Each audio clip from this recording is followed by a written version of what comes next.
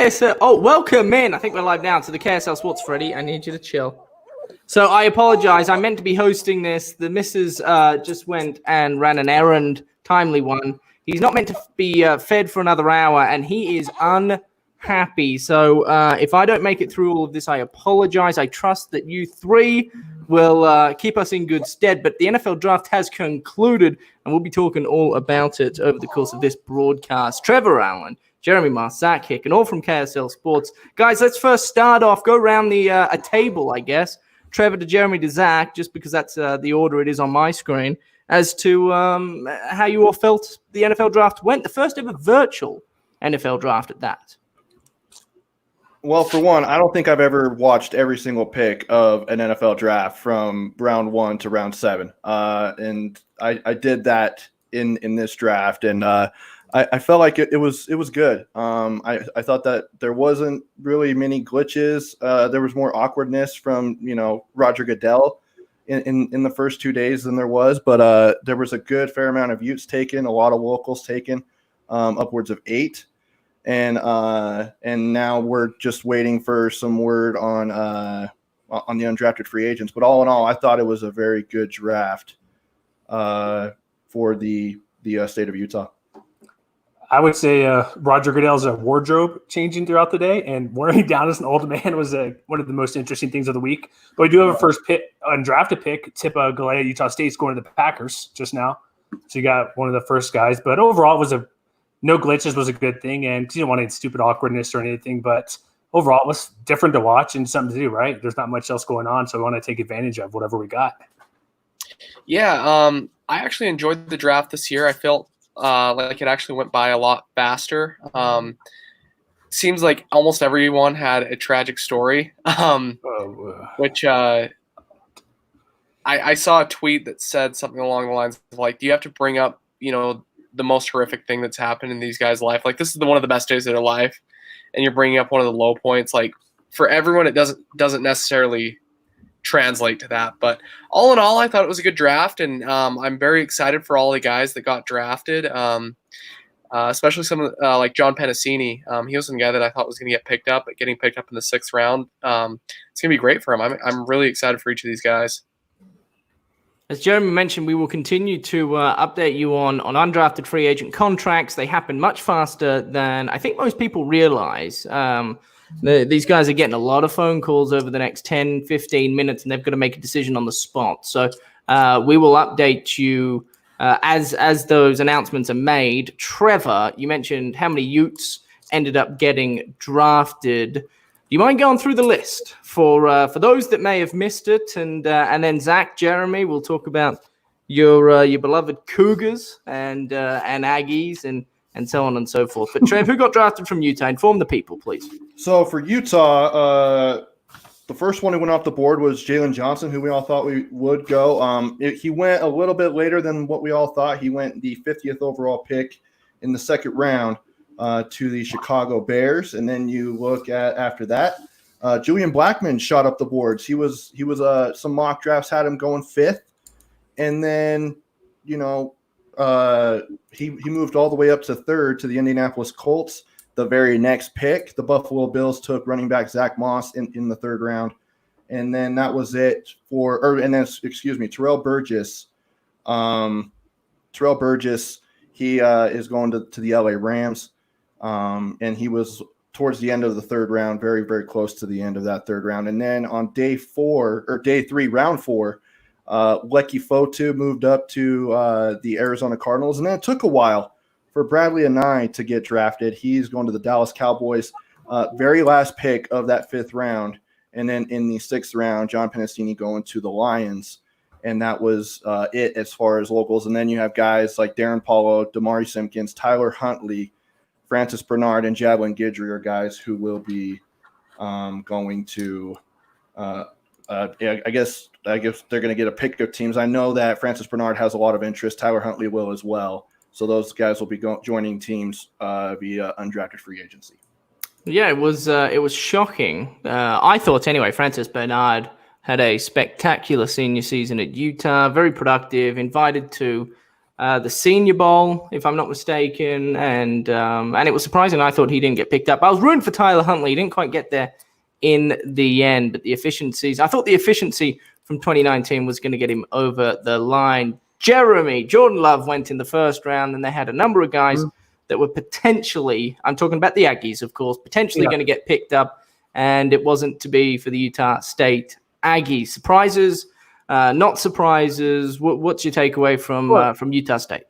Well, the Jordan Love thing, it's the Packers want to win now, but they're looking for the future with Love. So we all have heard what's going on the past couple of days, similar to the Brett Favre and Rodgers thing. He could sit for a couple of years because if anybody thought he would go in right away and be a starter like most first rounders, seems highly unlikely. We've seen his interceptions. His best time was with David Yost 2 years ago. So going to Packers is probably a perfect fit to sit for a couple of years. But if Rodgers wants to play till 40, is that going to happen? And that's like 3 or 4 years down the road. So there's that. But David Woodward was really good. Like he was injured the second half of last year.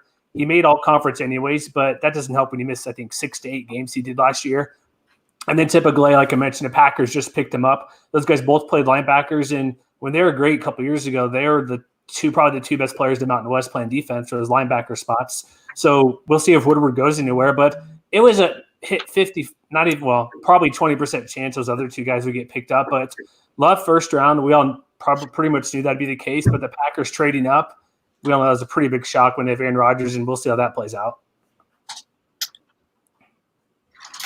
Yeah. I actually was kind of interested in that David Woodward didn't get drafted. Same with Javelin Guidry, just because they're both underclassmen that came out early. It's always a risky move to come out early if you're not guaranteed to be like a first or second day pick. But I thought Javelin Guidry, with his speed, that he was going to draw a lot of interest from teams to maybe get like a late fifth round pick. But obviously he slid. And then David Woodward, just the playmaking ability that he had, I thought that a lot of teams would look into that. But obviously, as Jeremy mentioned, there's the injury concerns that probably factored big time into why he didn't get drafted, because he didn't even finish the season. He missed the back half, which that's a lot of tape that's missing for a guy that only played, really only started a season and a half at Utah State. Zach, I'm curious. I'm sure we have BYU fans watching the podcast. And by the way, if you feel the need to comment, please do so. We can see them; they pop up, and we'd be happy to answer any and all questions that you have. How do you talk? I guess the BYU fans out there that are awfully depressed, they didn't have anybody drafted. What's the message that you think is worth sharing from a BYU standpoint? Well, I think a lot of BYU guys recently have a history of being able to catch on in the league as undrafted free agents. You look at guys like Danny Sorensen and obviously Taysom Hill. And I think that BYU has a number of guys that are coming out this year that have a chance to stick in the league. You look at a guy, Diane Wallach, who's the first guy that comes to mind for me. When you look at his tape, he's a playmaker. He got it done on special teams. He got it done on defense. He can force fumbles. He can pick off the ball. He can tackle in open space. He can play safety, corner, nickelback. He can be a gunner on special teams. He can return kicks and punts. So I think he's kind of a guy that I think a lot of teams would take a really good look at. Same with Aleva Hifo. Obviously, he is on the other side of the ball on offense, but with his speed, playmaking ability, and what he can do in the return game and in coverage, I think would draw a lot of interest from teams. And then the other guy that a lot of like Mitch Harper has mentioned a lot is Tyson Williams. Tyson probably would have been drafted if he had a lot more tape this year, but obviously he went down after just a handful of games. He got injured in that Washington game in the first half, right before the first half ended. But if he's able to get a full season under his belt as a full-time starter, and the way that he was playing, I thought that he would have had a chance to be a late draft pick with a full season. But he put together a good 40 time in his private workout, a good 3-cone drill, and he's been cleared. He's 6 months out from his ACL surgery, and he's been completely cleared by his surgeon. So I think that he is a guy that would have a chance as well, depending on what he can do on special teams, what he can prove in camp. So, and then Austin Lee is the last guy that I'd mention, the Utah transfer, great player on defense. And again, special teams is where he would make his fit. He reminds me a lot of Danny Sorensen, obviously being a safety and kind of being a rangy playmaker and being able to. I think that his game translates to being a special teams guy in the NFL. It's hard for me to. Sorry, I just scared Freddie a little bit, but it's hard for me to put into words how important it is to have special teams background. I've spoken to so many people over the years that are late draft picks or undrafted free agents, and they say, you make it or break it simply because of special teams. And I know Javelin Guidry was talked about earlier, but that speed, you put him on any special teams unit, and he'll more than likely make a play. So I think there are a ton of guys from the state of Utah that have a red hot crack. Trev, before I ask you about the Utah football history books, because I believe, if I'm not mistaken, they tied them this draft with 8 draft picks. If I'm not mistaken, they had 8 in 2017. Regardless, we'll get to that in a minute. Jeremy, who are some Utah State guys that you think could really make an impact in the undrafted markets, out of Utah State? I know there are a couple. Is there any dark horses, you think? DJ Williams, possibly. Like, he's probably the third on the list, playing secondary, and what he could do for them. That's like the only guy. They'd only have a couple of guys regardless. Any year, they're honestly lucky to get a couple of guys. But you've seen guys in the past, either late draft picks or going. But DJ Williams makes the most sense of anybody. But David Woodward, again, it's the health thing. If he's good to go, he was one of the best players in the conference. I think he's right behind Leighton Vander Esch for Player of the Year 2 years ago. And so he's right there, and he's starring with the Dallas Cowboys right now. And if Woodward is healthy, gets cleared and good to go, he's going to be the top guy anybody'd want. I haven't seen him been picked up yet, but he's the number one guy you could see an undrafted guy making a roster this year. I know COC Mariner was tweeting away, hoping he was going to get a chance. He had a pretty good senior season when he transferred from Utah to Utah State. Do you think he gets a look? He could. He had his best year because he was the main guy. You see Jordan Love throw those. His passes are either amazing or not so great, which is why there's always stuff against Love. But he had the speed. He'd get him down the sideline for deep passes. Like, he seems to be that type of threat. There are also so many receivers that were good in the NFL draft. So maybe a different year he could have been picked or signed sooner. But he has a shot. There'll be guys who get a chance. But the biggest thing, if they get picked up, when are they going to work out and show people that you're better than the guy they drafted, even in the 6th or 7th round, if there's no actual workouts for who knows how long? Sure. Yeah, no, it's always a fascinating time. Like I said, this happens so quickly. I mean, these guys getting phone calls left, right, and center, being pulled in all sorts of directions, and you're essentially making your first big life decision within a split second. So it's awfully daunting. Trevor, 2017, how many Utes got drafted? Please remind us all.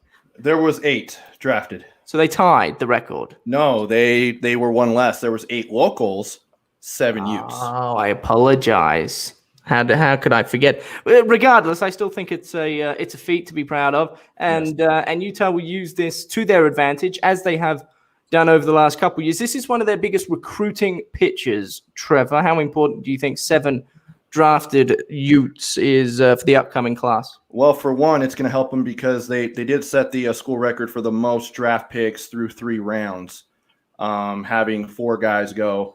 And, I think that the most they ever had was 2 or 3. I think back in 2015, they had 3 guys with Eric Rowe, Nate Orchard, and Jeremiah Patasi. But just to throw this out there, Tom, and then I'll get to the recruiting. Darren Paulo has signed an undrafted free agent deal with the New Orleans Saints. That has come out. So he will be trying to get a roster spot in New Orleans. But I think as far as getting out and finding, those future Utes, I think we've already seen it, especially with this class in 2020 that's coming in. It's the best class Utah football has ever had. And then you look at a 2021, it's already looking really, really good with some of these guys. I mean, obviously they have a really good quarterback that's going to be coming in. So I think it's only going to be better from here to where now, rather than trying to develop three-star athletes, they're going to start developing 4, potentially 5-star athletes now. Sorry, I was perusing Twitter. By the way, Zach, Jeremy, if you guys see any updates on undrafted free agent guys, just please feel free to chime in and let everybody know. I don't know if BYU's as fast as Utah. Utah's normally pretty quick on the trigger. While we wait for more news regarding the undrafted free agent market, what was everybody's favorite part of the virtual draft?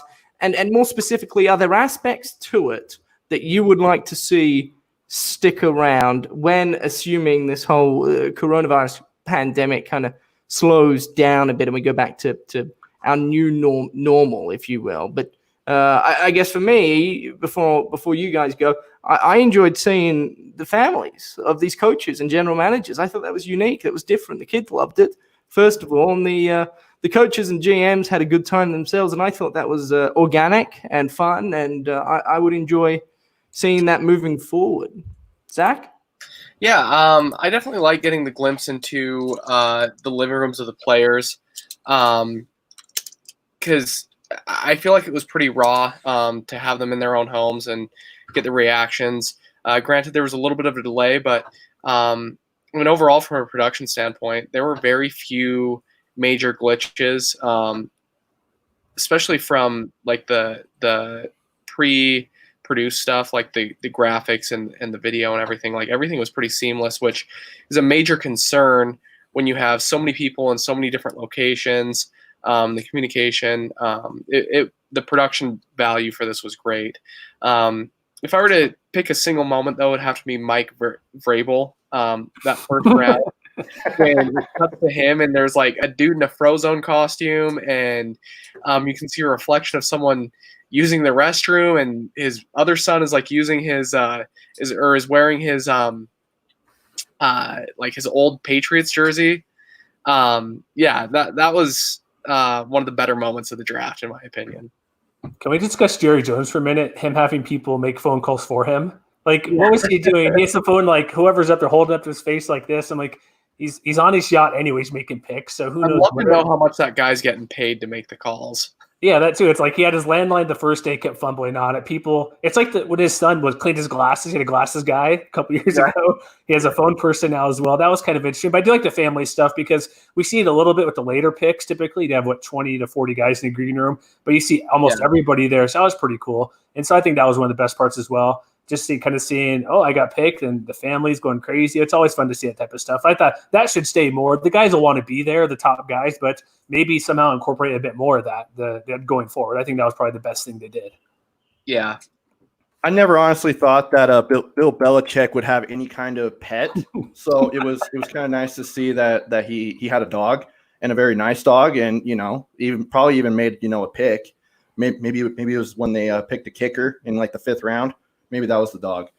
And we do have a kicker pickup. Dominic Everly's going to the Raiders, Utah State kicker. Oh, he was a dark horse to get drafted. And then Josh Nurse, according to Morgan Scally, is heading to the Ravens. Oh, awesome. Good for Josh. Josh Nurse comes in as a junior college transfer and was actually a wideout. And then they, being Morgan Scally and Kyle Whittingham, moving the guy from offense to defense. And he did really well last year. He did. He played alongside, or on the opposite side, I should say, Jalen Johnson. So he saw a lot of action and held his own for the most part. Hey, were you guys surprised? Bradley and I fell to the 5th round? Yes. Yeah. For me, it was very surprising because you're looking at a lot of these teams in that 4th round that needed edge rushers, and seeing Anai getting passed up and having other edge rushers who were rated below him. It was kind of confusing me, and I was wondering what was going on. Maybe there was something that we didn't know, but yeah, it was very surprising. But I think it also comes down, and Tom, this, as you come into the later rounds, it's all about the fit, and Dallas has a need at the edge, and so I think that's a great fit for Bradley to go down to Dallas and try and make something happen for the Cowboys.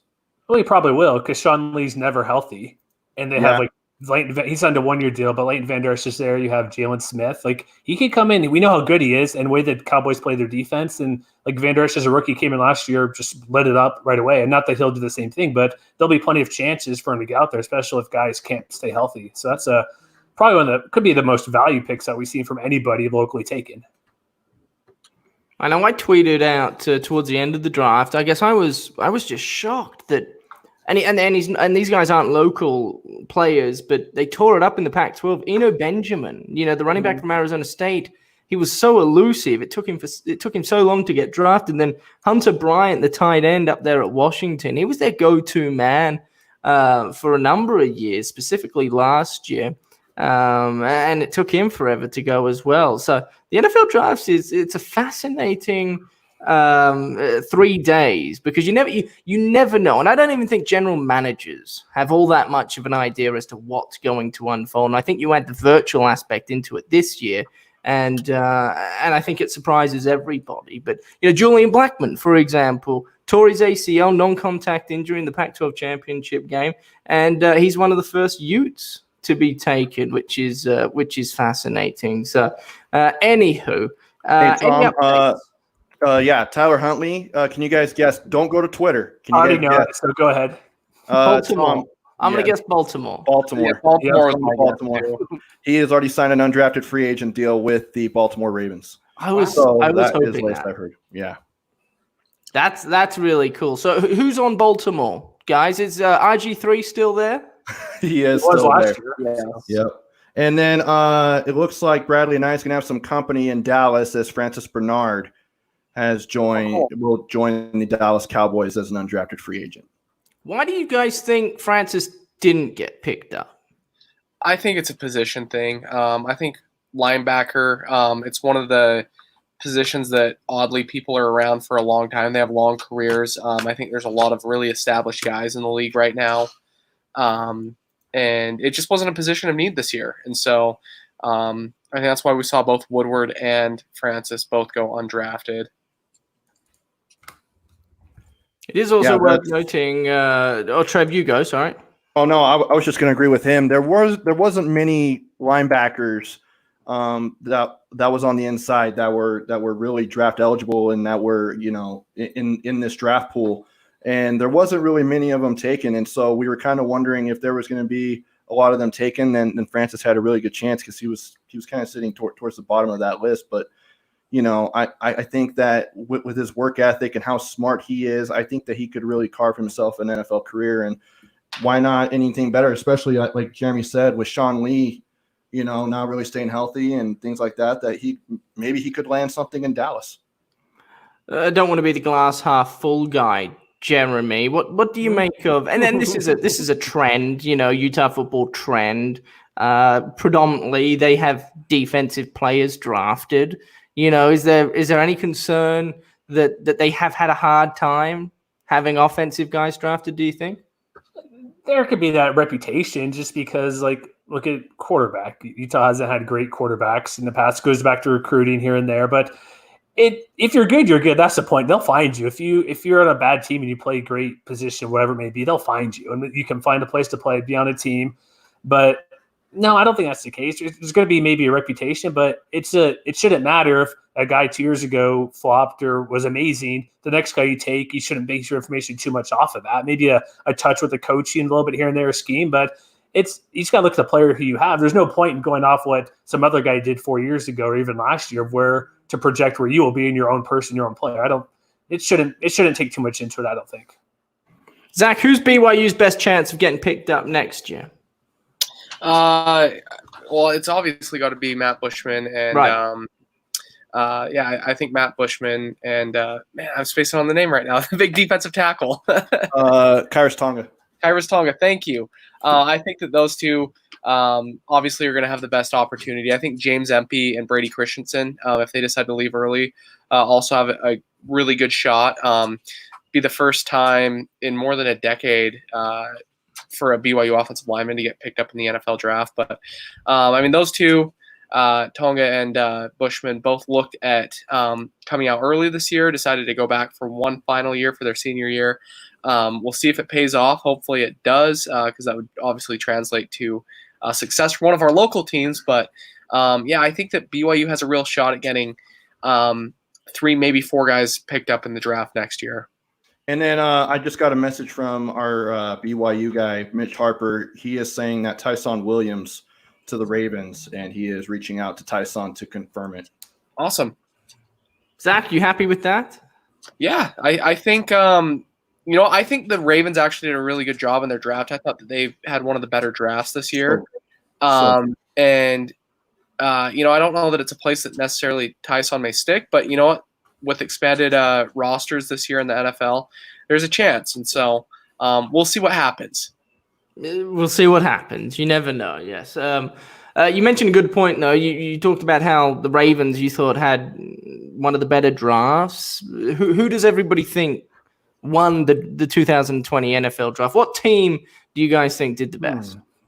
So it's a loaded question too. I'm just putting these on the spot for you, and I'm asking you to really work here. I apologize. By the way, I like the Bears and the Ravens, but yeah, go ahead, Trevor. I was just going to say there's another undrafted free agent signing.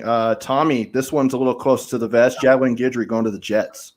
Very nice. Hey, the New York Jets, I can confirm, has one of the better training facilities in the National Football League. They say, and this is, I guess, Don't all of them say that? No, this is no real surprise.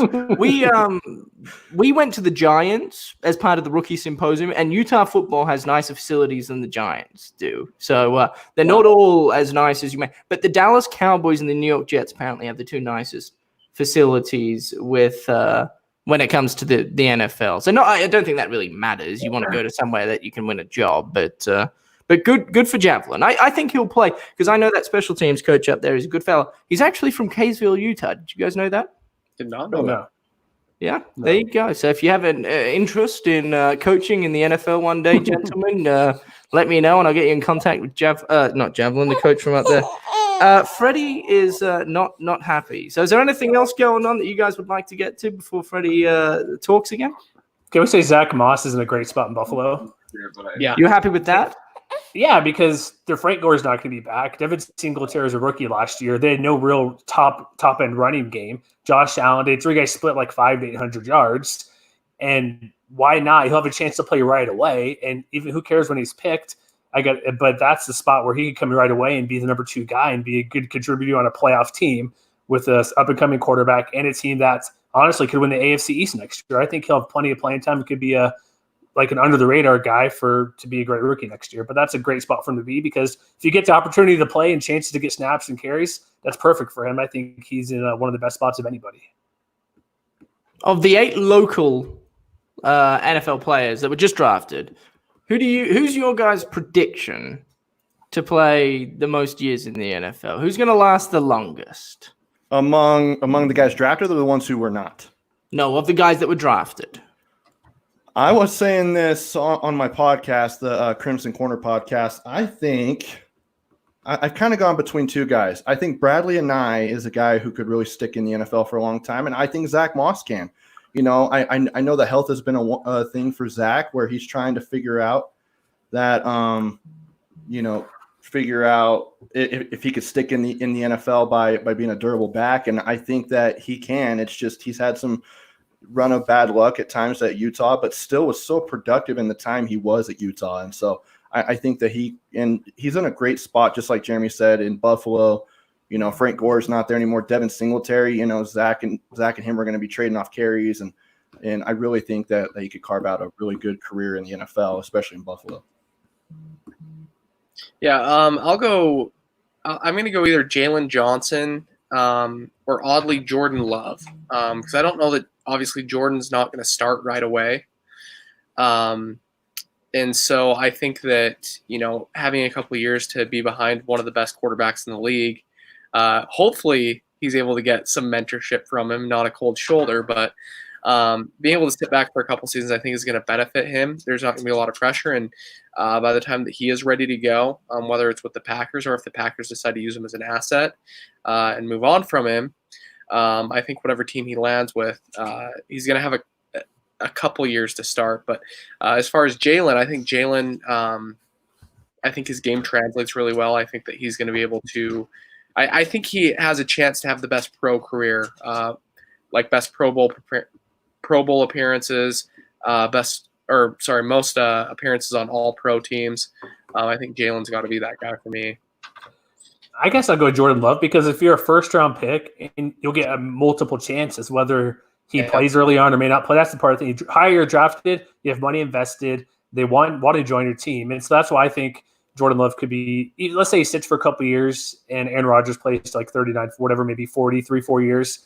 He'll be on the team, be the guy there. And if he gets traded or waived or whatever happens, it's like, oh, here's a former first-round pick. We'll give him a chance. That's like why RG3, despite being hurt and a high pick, is still hanging around with the Ravens right now. And so I get the longest I would go with him just because you're a first round pick and you're a quarterback. And look, on our Scott Mitchell on our show, he makes fun of Chase Daniel as a career backup, but he's in the league for like a decade and doing quite well. Not to say Jordan Love will do that, but if you're a pretty good quarterback, a smart guy, or like what Ty Detmer did years ago, he hung around because he could play well enough and could pick up any scheme. But if you're earlier the pick, you're going to stick around longer, I think, unless you just a complete bust like Jamarcus Russell or something. Right. Hey, a couple of other undrafted free agent pickups. These are local prep stars. Brandon Bowen, he played at Corner Canyon, signed a free agent deal with the Panthers. And then Noah Togiai played at Oregon State. He played at Hunter High School. He is headed to Philadelphia to join the Eagles. Good for those guys. It's always good to see local kids doing well. Hey, I'd love to hear your guys' thoughts on this because I haven't seen it going around social media a ton. But when I saw what happened to Jordan Love in the first round, they essentially put Aaron Rodgers on notice, which was fascinating. It sparked its own conversation. But did it remind you guys of what the Chiefs did with Patrick Mahomes at all? Because I understand Patrick Mahomes was drafted at number 10. Jordan Love fell to 26. But similar players, Patrick Mahomes, Jordan Love, incredible arm talent, can make just about every throw in the book, but developmentally they needed work. And Patrick Mahomes has proven that he's more than capable of doing that. I imagine the Packers hope Jordan Love can follow suit. But is that a fair assumption to make, or am I out of my mind? Well, when you look at what Mahomes did the past year or so, probably just because who thought he'd be that good so quickly. And then also Alex Smith was a bit on the older end of the career, where Rodgers still has a couple elite years left. So it does, because people have said he reminds him of Mahomes, but that's a college Mahomes, not an NFL Mahomes, like throwing left-handed passes, doing amazing things he's done. So if you look at the college ways, I could see that. But when you mention Mahomes' name, who's done what he's done in just a short period of time, it's extremely high praise and maybe not be entirely fair to a guy who may not play for a couple years. How many years do you guys give Aaron Rodgers at the Packers? I don't think he'll finish the deal. I'm guessing 2 or 3. I'd say a couple. Yeah, I'd say 2 at least, about there. I'm going to guess 3. 3 years, and then do you guys feel as though Jordan Love is the guy to take over? I feel like if you draft him in the first round, and I get 26, a little late in the first round, but you've invested so much money already. Even if it takes 4 years down the road, you've got to give him a crack, don't you? Yeah, I think I saw a stat online that 70 quarterbacks have been taken in the first round. I can't remember how long that went back to, but 90% of the quarterbacks taken in this time frame ended up being the starter for that team within the next 2 seasons. So it's a pretty good number to indicate whether or not he's going to be playing as the starter for the Packers. Well, I consider Rodgers had a broken collarbone, and that can come back again. So any type of injury type deal, maybe he can just step in and they know what they have. And so that could either push out Rodgers' trade or just – I'm not sure his contract details are at the end of it, but the last year or so, there might be opportunity just to kind of move on if they able to see Jordan Love play at all. Hey, Jeremy, did you see anything on David Woodward on where he's going? Not yet. I can look really quick. I'll take a peek, but nothing yet. I'm surprised. And then Tipa's going to Green Bay? Yeah, Green Bay. That was like one of the first ones, yeah. Okay. So it looks like the Aggies could be set, and then COC Mariners, a guy who's probably going to get an invite somewhere. Yeah, you think so. For he catching balls from Jordan Love, that's always helpful, right? And he made big plays too. That's the thing. It wasn't just he made a lot of big plays. So yeah, and Tom, that was something that his time at Utah, we didn't really see much of that. Well, he was expected to be the number one receiver, if you remember that, Trev. And, and then he got hurt, a third of the way into the 2018 season. He kind of just tailed off and never was able to return. But he was this guy. It was really fascinating because he was one of those players that if you'd go watch practice, he'd light it up against the best defensive back Utah has. And he'd haul one-handed catches out the back of the end zone and be really impressive. But when the lights came on, for whatever reason, it just didn't happen at Utah. I did think last year at Utah State he was impressive. It's worth noting, all these guys are signing undrafted free agents. There will also be a bunch of guys going to rookie mini camps, and that is worth a minor conversation as well, simply because of my former teammate Dominique Hatfield. He was a kid, didn't get an invite he wasn't an undrafted free agent, then didn't get an invite to a rookie mini camp. And the Rams, one of their players ended up falling ill like 3 days before they were meant to start the rookie minicamp. He got on, did really well. They kept him around. He ended up making the 53-man roster, for crying out loud. So there are Cinderella stories, and hopefully somebody, if not a handful of people from the state of Utah, have an opportunity to showcase their efforts at rookie minicamp, if nothing else, right?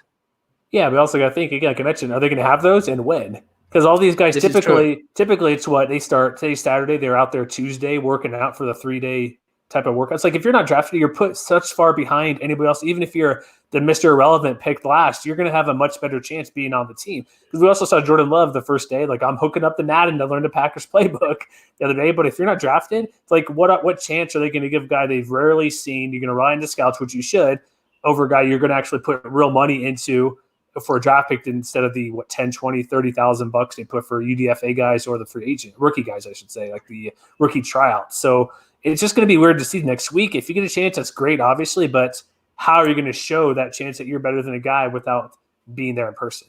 All right. Before we get out of here, Trevor, Jeremy, Zach BYU, Jeremy, you're on Utah State Aggies, and of course, Trevor, you're on Utah. Are there any updates on folks signing undrafted free agent contracts? I am looking at Utah's right now. What Mitch sent us about Tyson Williams. Okay. But yeah, BYU will have more. Yeah, they'll have more. So stay around. The only one that we're really waiting for Utah is potentially Tariq Lewis and Damari Simpkins are the only ones who, as of this moment, as I'm looking, has not signed a deal yet. Yeah, nothing. I'm looking at David Woodward, just perusing Twitter and stuff. Nothing's popping up yet, but like he's a guy you think would make some sense, even Sosi Mariner or maybe even DJ Williams. But what you'll see is like right now, you get the first wave in like this past half hour, and then there'll be some trickling later tonight and probably throughout Sunday. But there could be guys maybe on the call. It's like make the decision now. You have like 2 minutes to make this huge decision. You may be getting 3 calls at once, and so if you're too late on saying yes, you may miss out. So nothing at the moment, but I expect at least those couple of guys to get picked up. But just the 2 from Utah State now. Eberle to the Raiders and Tippa over to Green Bay.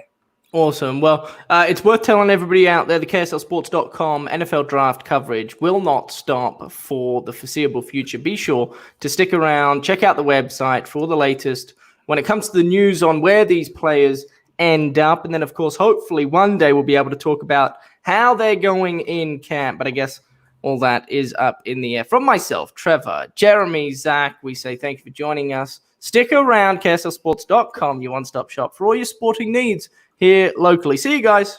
See ya. Guys. See ya.